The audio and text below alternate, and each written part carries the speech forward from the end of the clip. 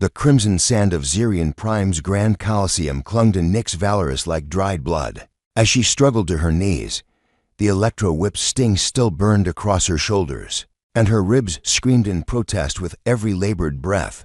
Above her, the crowd of azure-skinned Zerati roared their approval, their melodic voices creating a symphony of bloodlust that echoed off the towering crystalline walls of the arena.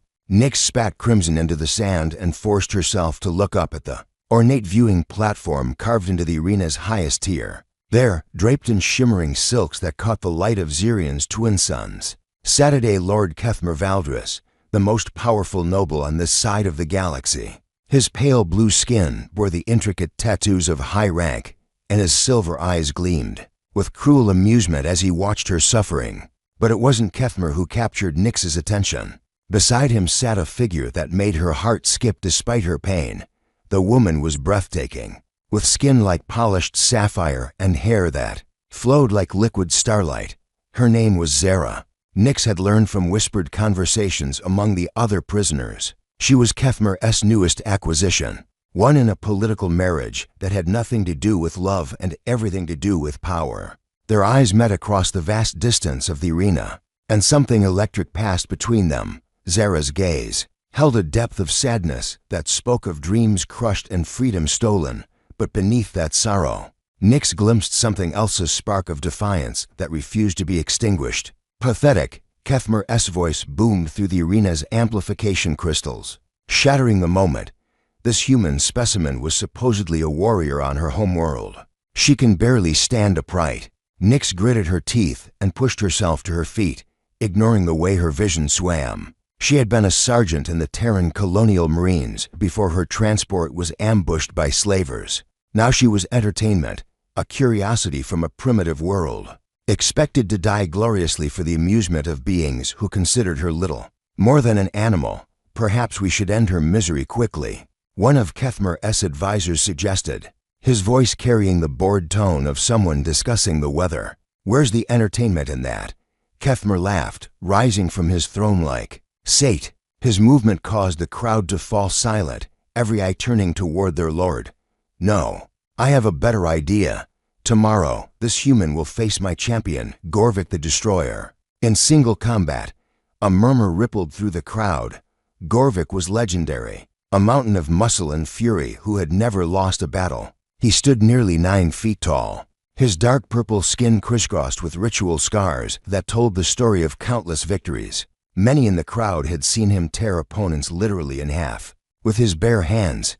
But to make things truly interesting, Kethmer continued, his silver eyes glittering with malicious pleasure, I propose a wager. He turned to Zara, and Nyx saw her stiffen as though struck. I wager my own bride on this human's defeat. Should she somehow survive, which she won't, Zara will belong to her, to do with as she pleases. The arena erupted in shocked gasps and excited chatter. Such a wager was unprecedented, even by Zerati standards.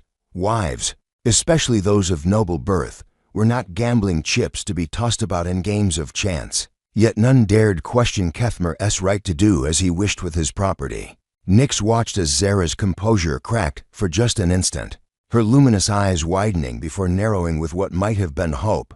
The woman recovered quickly, her face becoming an unreadable mask, but not before Nyx caught that flash of something deeper. My lord, one of the council elders ventured, his aged voice wavering with concern. Surely this is most irregular. A consort of royal blood cannot simply be. She is mine to wager as I see fit. Kethmer cut him off sharply, and the odds are overwhelmingly in my favor. Look at her. He gestured dismissively toward Nyx. This human has 3 broken ribs, internal bleeding from our interrogations, and can barely lift a practice sword. Gorvik will obliterate her before the crowd has time to settle into their seats. Despite her pain, Nyx allowed herself a small, bloody smile. She had survived 17 years in the Colonial Marines, fought in 3 interstellar conflicts, and lived through horrors these pampered aristocrats couldn't imagine. She wasn't dead yet, and as long as she drew breath, she would fight. Kethmer noticed her expression, and his own smile turned predatory. Do you find something amusing about your impending death? Human, I find it amusing, Nyx replied, her voice hoarse but clear. That you're so afraid of losing to a primitive that you've already started making excuses. The crowd fell silent at her audacity. No one spoke to Lord Kethmer with such disrespect and lived to tell about it. The noble's face darkened with rage, his hand moving instinctively to the ceremonial blade at his side. "Guards," he snarled, "return this insolent creature to her cell. Tomorrow's entertainment will be all the sweeter for her arrogance." As the arena guards moved to drag her away, Nyx kept her eyes locked on Zara's. The woman's mask had slipped again, and this time Nyx saw something that made her heart race despite the guards' rough handling, interest, attraction, and beneath it all, desperate hope. The cell they threw her into was carved from solid rock, lit by a single glowing crystal embedded in the ceiling. As the energy barrier hummed to life across the entrance, Nyx finally allowed herself to collapse onto the stone floor. Every breath was agony, and she could taste blood in her mouth. But her mind was racing. She had 18 hours until the fight. 18 hours to heal as much as possible, to plan, to find some advantage against an opponent who outweighed her by at least 100 pounds, and had never known defeat. The medical nanites in her bloodstream, military-grade enhancement, that the Zerati had somehow failed to detect, were already working to repair the worst of her injuries. But they could only do so much. More importantly, she had 18 hours to figure out why Zara's fate mattered so much to her. They had exchanged perhaps 30 seconds of eye contact, nothing more. Yet something about the woman called to her in a way she had never experienced. Perhaps it was recognition, one prisoner acknowledging another. Perhaps it was simply the basic human instinct to protect the innocent. Or perhaps, Nyx admitted to herself as she closed her eyes and tried to rest, it was something far more dangerous than either of those things. Something that could get them both killed if she wasn't careful. The crystal overhead dimmed as Zirian's twin suns set beyond the arena walls. In the gathering darkness, Nyx began to plan not just for victory, but for what might come after if she lived long enough to find out. The soft whisper of footsteps on stone woke Nyx from her fitful sleep. She tensed, her hand instinctively reaching for a weapon that wasn't there, before a gentle voice spoke from the shadows beyond her cell's energy barrier. "Peace, warrior. I bring aid, not harm." A slender figure stepped into the dim light, a Zerati female with pale lavender skin and the simple robes of a servant. Her eyes held kindness, a rare commodity in this place of blood and spectacle. "I am Mira," she said, softly, producing a small vial from within her robes. "I serve Lady Zara. She sent me with medicine for your pain." Nyx's heart skipped at the mention of Zara's name. Why would she help me? Mira's expression grew sad. "My lady was given to Lord Kethmer as part of a treaty between their houses. She had no choice in the matter, just as you have no choice in tomorrow's battle." The servant paused, seeming to choose her words carefully. "Perhaps she sees in you what she has lost, the chance to fight for freedom." The energy barrier flickered and died as Mira activated a small device. She stepped into the cell, moving with the quiet efficiency of someone accustomed to stealth. "This will help with the internal bleeding and reduce the inflammation in your ribs," she explained, offering the vial. "It is a blend of Zerati healing compounds and something else, a stimulant that will sharpen your reflexes." Nyx accepted the medicine gratefully, downing it in one gulp. Almost immediately, she felt the burning pain in her chest begin to recede, replaced by a warm tingling sensation that spread through her limbs. "Tell me about Gorvik," she said, testing her range of motion as the medicine worked its magic. Mira's face darkened. "He is Lord Kethmer's prized possession, bought from the fighting pits of Morgoth Prime. 23 victories, no defeats. He favors overwhelming force over finesse, and his hide is thick enough to turn most blades." She hesitated. "But he has weaknesses. An old injury to his left knee, never healed properly. He compensates by putting more weight on his right side. And his temper, when frustrated, he becomes reckless. What weapons will I be given?" "A ceremonial blade, blunted for fairness," Mira replied with obvious disgust. "Lord Kethmer ensures his champion faces no real danger." NYX nodded grimly. She had expected as much. "There's something else I need to know. Zara, is she here willingly?" Mira's laugh was bitter. "Willingly? She was traded like livestock, a token in her father's political games." Kethmer treats her as a beautiful ornament, nothing more. She has not smiled truly since arriving on Zirian Prime. And yet she risks helping me. You represent something. She thought lost forever hope. Mira moved toward the cell entrance, then paused. My lady asked me to tell you something else. She said, a warrior's greatest weapon is not strength or speed, but the will to endure when all seems lost. As Mira disappeared back into the shadows, reactivating the energy barrier behind her, Nyx felt a warmth that had nothing to do with the medicine spreading through her chest. Zara's words carried deeper meaning, not just advice for the coming battle, but a message of connection, of understanding between two souls trapped by circumstances beyond their control. The night passed slowly. Nyx alternated between light exercise to test her healing body and meditation techniques learned during her military training. The nanites in her bloodstream worked alongside Zara's medicine, knitting torn muscle and reducing swelling. She wouldn't be at full strength for tomorrow's fight, but she would be functional. More importantly, she would be motivated by something beyond mere survival. As Zirian's twin suns began to rise, painting the arena in shades of gold and crimson, Nyx heard the approaching footsteps of the guards. They came in force this time, 6 warriors in ceremonial armor, taking no chances with the human who had dared mock their lord. Time to die, alien. Their leader growled as the barrier dropped. We'll see, Nyx replied calmly, allowing them to shackle her wrists with energy bonds.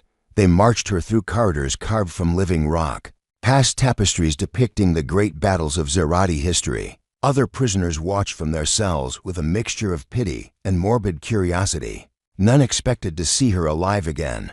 The arena had filled to capacity. Thousands of Zerati packed into the crystalline tiers that rose like frozen waterfalls toward the sky. Their excited chatter created a musical hum that vibrated through the stone beneath Nyx's feet. She was led to a small preparation chamber beneath the arena floor, where a single weapon waited on a stone pedestal. The ceremonial blade was exactly as Mira had described, ornate, but dull, its edge barely sharp enough to cut fabric. Its balance was deliberately off, designed to handicap rather than aid. Nyx hefted it experimentally, testing its weight and feel. She had worked with worse. Above her, she could hear Kethmer's voice echoing through the arena as he addressed the crowd, building anticipation for the bloodshed to come. His words were flowery and dramatic, painting himself as a benevolent lord providing entertainment for his people, while dispensing justice to a trespasser. Citizens of Zirian Prime, his voice boomed. Today we witness the power of Zerati's superiority over the primitive races that infest our galaxy. Let none say we are not merciful. This human will be given a weapon and a chance to defend herself. Though we all know how this tale must end. The crowd roared its approval, the sound washing over Nyx like a tide of bloodlust. She closed her eyes and focused on her breathing, centering herself for what was to come. In the darkness behind her eyelids, she saw Azara's face, beautiful, sad, but touched with that spark of hope that refused to die. A gate opposite her preparation chamber began to rise, and Nyx heard the sound that had made Gorvak's reputation. It wasn't quite a roar, wasn't quite a growl, but something deeper and more primal, the hunting cry of a predator that had never known defeat. Gorvik emerged into the arena like a walking nightmare. His purple hide gleamed with ritual oils, and his massive frame cast a shadow that seemed to swallow light. The crowd's cheers reached fever pitch as their champion raised his weapon's twin warhammers that looked capable of pulverizing stone. And now, Kethmer's voice continued, let the human face the consequences of her arrogance. Nyx's gate began to rise as she stepped onto the hot sand of the arena floor. She raised her eyes to the royal box where Kethmer sat in his silk robes, smug satisfaction written across his features. Beside him, Zara sat rigidly upright, her face a careful mask of indifference. But when their eyes met across the distance, Nyx saw the truth behind the mask. Zara leaned forward almost imperceptibly, her lips moving in words only Nyx could see. Fight, live, choose. The message was clear, and it sent fire through Nyx's veins. This wasn't just about survival anymore. It was about choice, about freedom, about refusing to let others determine her fate. And it was about the woman whose destiny had become somehow intertwined with her own. Gorvak's war cry echoed across the arena as he began his charge. Warhammers raised and ready to crush his latest victim. Nyx adjusted her grip on the ceremonial blade and smiled. Time to give the crowd a show they would never forget. The sand beneath Nyx's feet was hot from Zirion's twin suns, each grain seeming to burn through her bare soles as she faced the approaching mountain of muscle and fury that was Gorvak the Destroyer. The crowd's roar reached deafening proportions as the champion closed the distance between them, his warhammers gleaming in the brilliant light. Nyx didn't move, not yet. She watched Gorvak's gait, noting the subtle favor of his right leg that Mira had mentioned, the way his massive frame shifted with each thundering step. His charge was impressive, but predictable, raw power overwhelming any opposition through sheer force. At the last possible moment, when Gorvak's hammers descended in crushing arcs that would have pulverized her bones, Nyx rolled sideways across the sand. The weapons struck the arena floor with explosive force, sending up clouds of crimson dust and leaving deep craters where she had been standing. The crowd's cheers faltered for just an instant. This wasn't how these battles usually began. In the royal box, Lord Kethmer leaned forward, his silver eyes narrowing. "Lucky," he muttered, but Nyx caught the first hint of uncertainty in his voice. Gorvak roared his frustration and spun with surprising speed for such a massive creature. His backhand swing with the left hammer nearly caught Nyx as she rolled to her feet, the weapon's head passing close enough to her face that she felt the wind of its passage. "Stand still, little meat," Gorvak bellowed in heavily accented standard, his voice like grinding stone. "Die with honor. Not planning on dying today," Nyx replied. Circling cautiously, she kept the ceremonial blade low, non-threatening, luring him into underestimating her further. Gorvak lunged again, this time leading with a straight thrust from his right hammer. Nyx sidestepped, but instead of retreating, she moved closer, inside the arc of his weapons where their massive reach worked against him. Her blade found the gap in his armor beneath his left arm, not penetrating the thick hide but delivering enough force to make him stumble. The champion's eyes widened in surprise. No opponent had ever gotten inside his guard so easily. In the royal box, Zara's carefully maintained composure cracked slightly. Her hands gripped the arms of her chair as she watched Nyx dance around Gorvak's increasingly frantic attacks, using speed and intelligence against brute strength. "Impossible," Kethmer breathed, rising from his throne. "She should be dead by now." The battle continued, and slowly, the tide began to turn. Nyx's military training served her well. She had fought larger, stronger opponents before, and she knew that every creature, no matter how powerful, had weaknesses. She exploited Gorvak's damaged knee with quick strikes, staying mobile, forcing him to pivot and turn on the injured joint. Dark blood began to seep through the champion's armor from a dozen small wounds. None were deep enough to be immediately dangerous, but they accumulated, wearing him down like water eroding stone. His breathing became labored, his movements less precise. How Gorvak gasped during a brief lull in their deadly dance.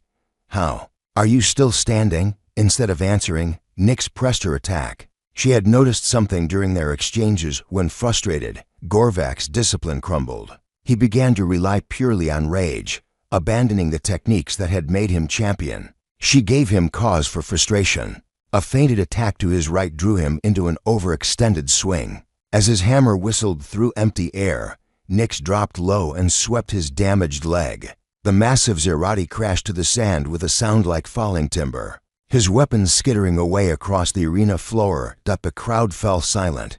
Before Gorvak could recover, Nyx was on him, driving her dull blade with all her remaining strength toward the one place where even his thick hide couldn't protect him, the soft tissue beneath his jaw. The ceremonial blade, blunted though it was, found its mark with surgical precision.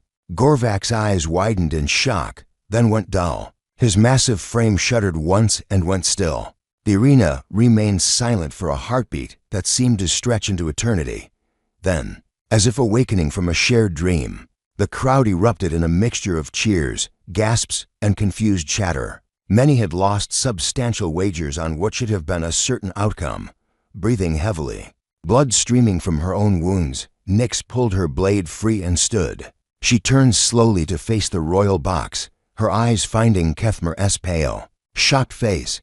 "Impossible," the Lord repeated, his voice carrying across the silent arena. "You cheated, you must have." The human fought with the weapon provided. One of the council elders interjected, his aged voice carrying the weight of law. "By our most sacred traditions, this was a fair combat. I demand a rematch." Kethmer shouted, his composure finally cracking completely. "With whom?" The elder replied calmly. "Your champion is dead, my lord." The crowd began to murmur, the sound growing steadily louder as the full implications of what they had witnessed sank in. A human, a primitive alien, had defeated the greatest warrior Zirian Prime had ever seen. Nyx raised her bloody blade toward Kethmer, her voice carrying clearly across the arena. "I believe you wagered something of value, my lord. A debt of honor, witnessed by thousands." Kethmer's face contorted with fury and humiliation. His hand moved to his ceremonial blade, and for a moment it seemed he might challenge the outcome himself. "Guards," he finally snarled, "kill this human. She's some kind of witch. Stop." The single word cut through the commotion, like a blade through silk.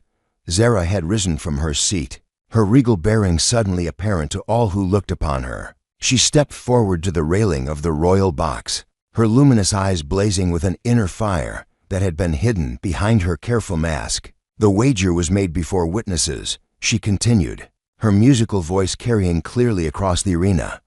"By our most sacred laws and traditions, it must be honored. Or does Lord Kethmer's word mean nothing?" The crowd stirred uneasily. To suggest that a noble's word was worthless was tantamount to accusing him of having no honor at all, a deadly insult in Zarati society. The elder council member, who had spoken before, rose from his seat. "Lady Zara speaks truth. The wager was legal and binding under our laws. The human has won fairly." He turned to Kethmer, his ancient eyes hard as stone.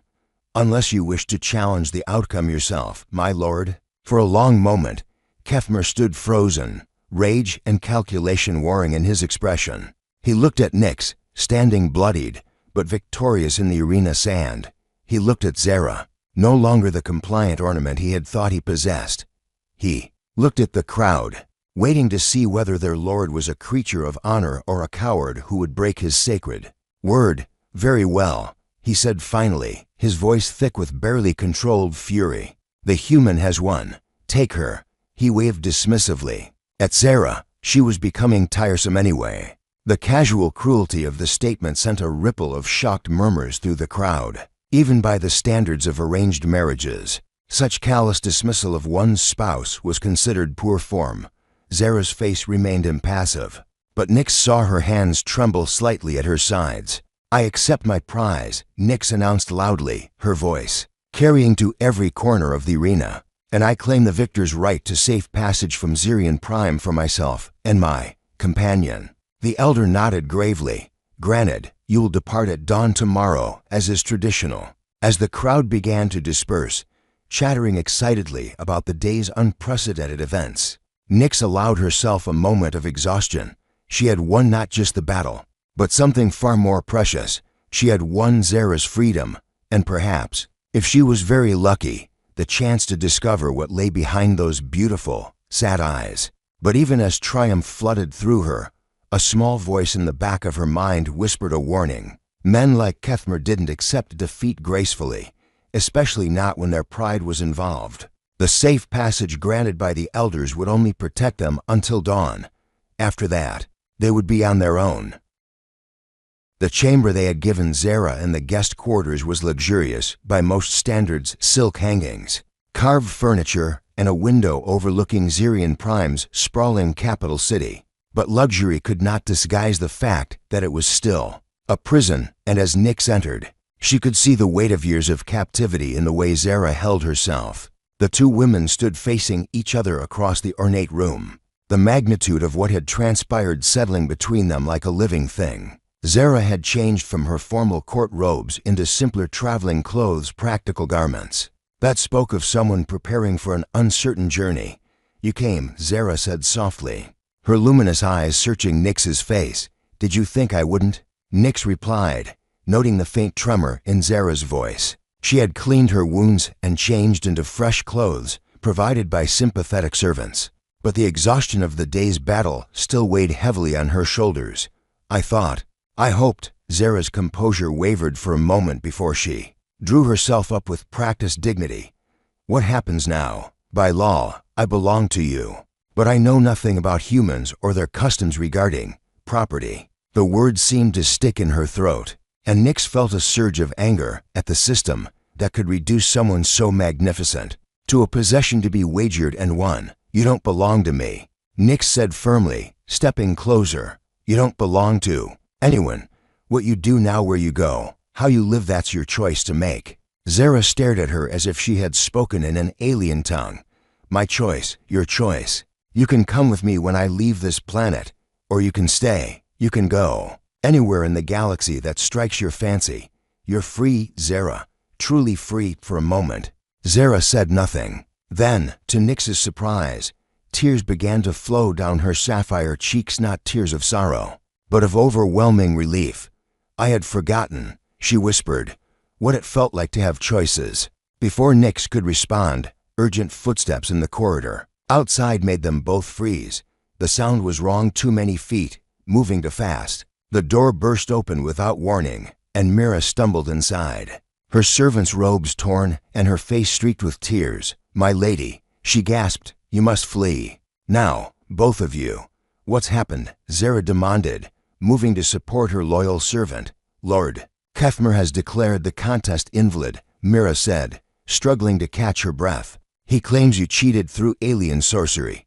The council is meeting an emergency session, but his personal guard is already moving to arrest you both. They'll be here within minutes. Nix cursed in 3 different languages. She had expected treachery, but not so soon. Is there another way out of the palace? The servants' passages, Mira replied, pressing a small data chip into Zara's hands. I've uploaded the route to a private docking bay where a ship waits. The pilot is sympathetic to your cause. Come with us, Zara said urgently, but Mira shook her head. Someone must delay the guards, misdirect them. I cannot abandon the other servants to Kethmer's rage. She clasped Zara's hands one final time. Live free, my lady. It will be memory enough. The sound of armored boots echoed closer now, accompanied by harsh voices and the hum of energy weapons. Time had run out. This way, Mira whispered, activating a hidden panel in the chamber's wall. Beyond lay a narrow passage lit by dim crystalline strips, barely wide enough for the people to walk abreast. They moved swiftly through the servants' corridors, guided by Mira's innate knowledge of the palace's hidden ways. Twice they had to press themselves into alcoves as guards thundered past in the main hallways, searching frantically for their escaped quarry. There, Mira pointed to a service lift that would take them down to the docking levels. From here, you're on your own. The ship is in Bay 7, a modified cargo hauler called the Stellar Wind. Tell the pilot that the dawn comes early. That's the recognition code, Nix asked. Captain Voss is a romantic, Mira replied with a sad smile. He believes in love conquering all odds. As they descended toward the docking bay, Zara caught Nix's hand. I need you to know, she said quietly, that what you did today, it wasn't just about winning a battle. You gave me back something I thought was lost forever. What's that? Hope. The belief that good things can happen, even in the darkest places. The lift shuddered to a stop, and the doors opened onto a vast hangar filled with spacecraft of every description.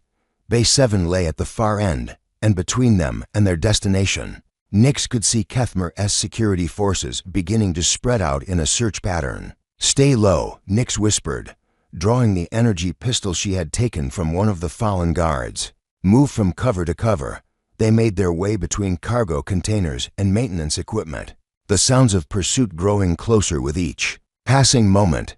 The Stellar Wind was exactly as Mira had described, a battered but well-maintained cargo hauler, with the look of a ship that had seen many worlds and many adventures. A man emerged from the ship's boarding ramp as they approached, tall, weathered, with the easy confidence of someone comfortable in dangerous situations. His clothes were practical spacer gear, and his eyes held the sharp intelligence of a professional smuggler. The dawn comes early, Nix said breathlessly as they reached his position. Captain Voss nodded grimly. Then we'd better get you aboard before the night catches up with us." He gestured toward the ship. "Move fast, I'm picking up chatter on the security channels. They've figured out where you're headed." Even as he spoke, shouts erupted from the far side of the hangar. Searchlights began sweeping the area, and the whine of charging energy weapons filled the air. "There, Bay 7, the voice was unmistakably Kethmer's, filled with rage and determination. "Go, go, go," Voss shouted, providing covering fire as Nix and Zara sprinted up the boarding ramp. Energy bolts sizzled past them, scorching the metal deck plates and filling the air with the acrid smell of burned ozone. The ship's engines roared to life even before the ramp had fully closed. Through the transparent aluminum viewport, Nix could see Kethmer himself leading the charge toward their position, his ceremonial armor gleaming in the hangar lights, his face twisted with fury. "Hold on," Voss called from the pilot's seat as the stellar wind lurched into motion. "This is going to be rough." The ship accelerated through the hangar's atmospheric barrier and into the purple-hued sky of Zirian Prime. Behind them, pursuit craft launched from military installations across the city, their sleek forms cutting through the air like silver arrows. "Can you outrun them?" Nix asked, strapping herself into the co-pilot's seat while Zara secured herself behind them. "Outrun, maybe. Outfight, definitely not." Voss's hands danced across the control panels with practiced ease. "But I know a few tricks they don't teach in the Imperial Navy." The ship dove toward the planet's surface, skimming just above the treetops of the vast forests that surrounded the capital. Energy bolts from their pursuers lit up the sky around them, but Voss's erratic flight pattern made them a difficult target. "There's a canyon system about 50 kilometers ahead," he explained, his voice tight with concentration. "If we can reach it, the rock formations will interfere with their sensors." The next few minutes were the longest of Nix's life. The stellar wind wove between mountain peaks and through narrow valleys, sometimes flying so close to the ground that branches scraped against the hull. Behind them, two of the pursuit craft crashed into the rocky terrain, their pilots unable to match Voss's desperate maneuvers. Finally, they broke through Zirian Prime's upper atmosphere and into the star-spangled darkness of space. Voss immediately began calculating a hyperspace jump, his fingers flying over the navigation computer. "Jump coordinates locked in," he announced. "Destination, Haven Colony. It's an independent world outside Zerati jurisdiction." "Thank you," Zara said softly. "Both of you. I don't know how I can ever repay this kindness." Voss glanced back at her with a gentle smile. "Lady, seeing someone choose freedom over security is payment enough for an old romantic like me." As the stars stretched into lines of light and the stellar wind leaped into hyperspace, Nix finally allowed herself to relax. They had done it, escaped Kethmer's palace, evaded his forces, and won their freedom among the stars. But even as relief flooded through her, she knew their troubles were far from over. Men like Kethmer had long memories and longer reaches. He would not give up easily, and sooner or later they would have to face him again. For now, though, they were safe, and for the first time since entering that arena, Nix had the chance to truly look at the woman beside her not as a prize to be won or a victim to be saved, but as Zara herself, beautiful and brave and finally, wonderfully free. 3 months after their escape from Zirian Prime, Nix stood on the observation deck of Haven Colony's central hub, watching the sunrise paint the artificial sky in shades of gold and amber. The Independent Space Station orbited a gas giant in the Kepler sector, far from the reach of any major galactic power. It was a haven for refugees, outcasts, and anyone seeking a fresh start among the stars. Behind her, she heard the soft whisper of approaching footsteps, and she didn't need to turn to know who it was. In the months they had spent together aboard the Stellar Wind, and then here on Haven Colony, she had learned to recognize the particular rhythm of Zara's gait, the way she moved with unconscious grace even in the station's artificial gravity. "You're up early," Zara said softly, coming to stand beside her at the viewport. Her sapphire skin seemed to glow in the dawn light, and she had abandoned the formal clothing of Zerati nobility for simple, practical garments that somehow made her even more beautiful. "Couldn't sleep," Nix admitted. "I keep thinking about what Voss told us yesterday. Captain Voss had brought disturbing news during his latest supply run. Kethmer hadn't given up his pursuit as they had hoped. Instead, he had hired an army of bounty hunters and mercenaries, offering a fortune for their capture alive. More troubling still were reports that he had allied himself with the Syndicate, a criminal organization with resources that rivaled some planetary governments. "He'll never stop hunting us, will he?" Zara asked, though her tone suggested she already knew the answer. "Men like him don't know how to let go." Nix replied, "His pride won't let him accept that he lost." They stood in comfortable silence for a while, watching the station's inhabitants begin their daily routines in the habitat rings below. Haven Colony was home to dozens of species, from across the galaxy, refugees from wars, outcasts from rigid societies, dreamers seeking new worlds to explore. It was a place where the past didn't matter as much as what you chose to do with your future. "NYX," Zara said suddenly, her voice carrying a note of resolve that made Nix turn to look at her. "I've been thinking about what happens next. We can't run forever.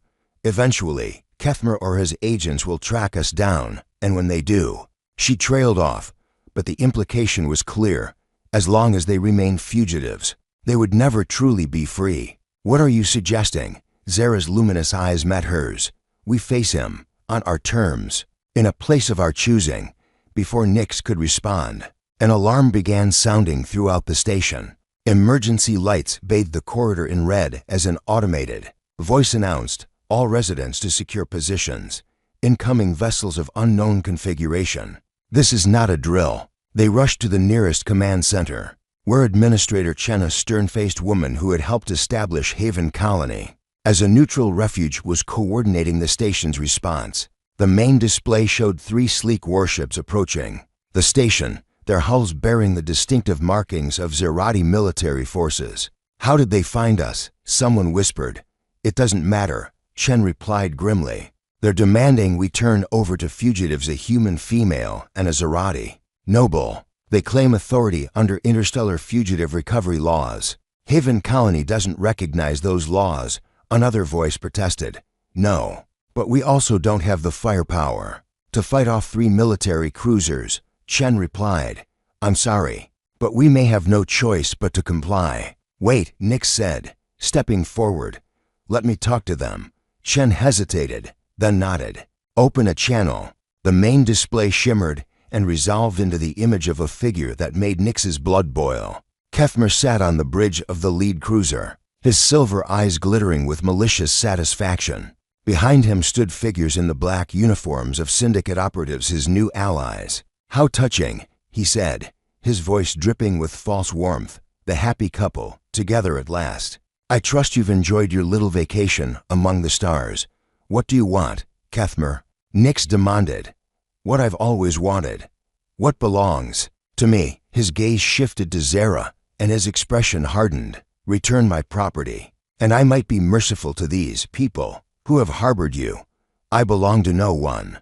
Zara said, stepping into view of the display. "You lost any claim to me when you wagered me like a gambling chip." Kethmer's face contorted with rage. "You are my wife under Zerati law. That contract supersedes any arena games or colonial independence declarations." "Then let's settle this the old way," Nix interjected, an idea forming in her mind. "Single combat.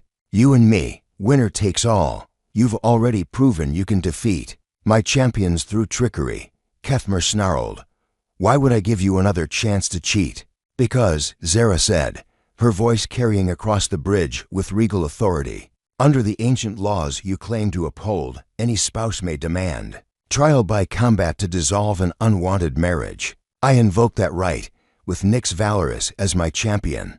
A murmur went through both Kethmer's bridge crew and the Haven Colony Command Center. The law Zara had invoked was old, predating modern Zerati civilization, but it had never formally been repealed. "Furthermore," Zara continued, "if my champion wins, you will release all claims upon me and withdraw from this system.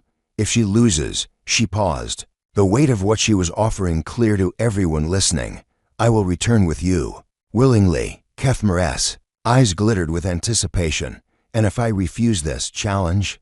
Then you prove yourself a coward who hides behind hired guns, rather than face his opponents with honor, Nyx replied. I'm sure the noble houses of Zirian Prime will be fascinated to learn that.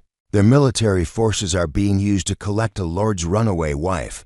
The insult hit home. Kefmer's face flushed with anger, and Nyx could see his pride warring with his caution. Finally, his arrogance won out. Very well, he said through gritted teeth. Single combat, on the surface of Haven Colony's moon. But this time, I choose the weapons, and there will be no Rena tricks to save you. 2 hours later, Nyx stood on the airless surface of Heaven's moon, sealed in a borrowed environmental suit and armed with a plasma rifle, Kefmer's weapon of choice. The low gravity made her movements feel strange, but she had trained in similar conditions during her military service. Across the small crater they had chosen as their battlefield, Kefmer waited in ornate armor that probably cost more than most people earned in a lifetime. His own plasma rifle was a work of art, its crystal focusing array gleaming in the light of the gas giant overhead. Representatives from both sides watched from a safe distance. Zara and Captain Voss for the colonists, syndicate operatives for Kefmer. Administrator Chen served as the neutral arbiter, her voice crackling over the comm system. Combat will end when one participant yields or is incapacitated, she announced. Are both parties ready? Ready, Nyx replied, checking her weapon's charge level one final time. Ready, Kefmer echoed, his voice tight with anticipation. Begin. Kefmer fired first, his shot going wide as Nyx dove behind a boulder. Chunks of rock exploded around her as he continued firing, his shots precise but hampered by his eagerness to end the fight quickly. Nyx waited, analyzing his pattern. Kefmer was a good shot, but not a soldier. He lacked the patience and discipline that combat required. When he paused to cool his overheated weapon, she made her move. Rolling from cover, she fired a burst that forced him to dive for his own shelter. Then began a deadly game of cat and mouse among the moon's rocky terrain, each combatant trying to outmaneuver the other in the low-gravity environment. The battle might have continued for hours, if not for Kefmer's fundamental weakness, his need to prove his superiority. Growing frustrated by Nyx's refusal to engage in a direct firefight, he abandoned his cover and charged across the open ground between them, firing wildly. It was exactly the mistake Nyx had been waiting for. Her shot took him in the chest, overloading his armor's energy systems and sending him crashing to the lunar surface. He tried to rise, failed, and fell back with a groan.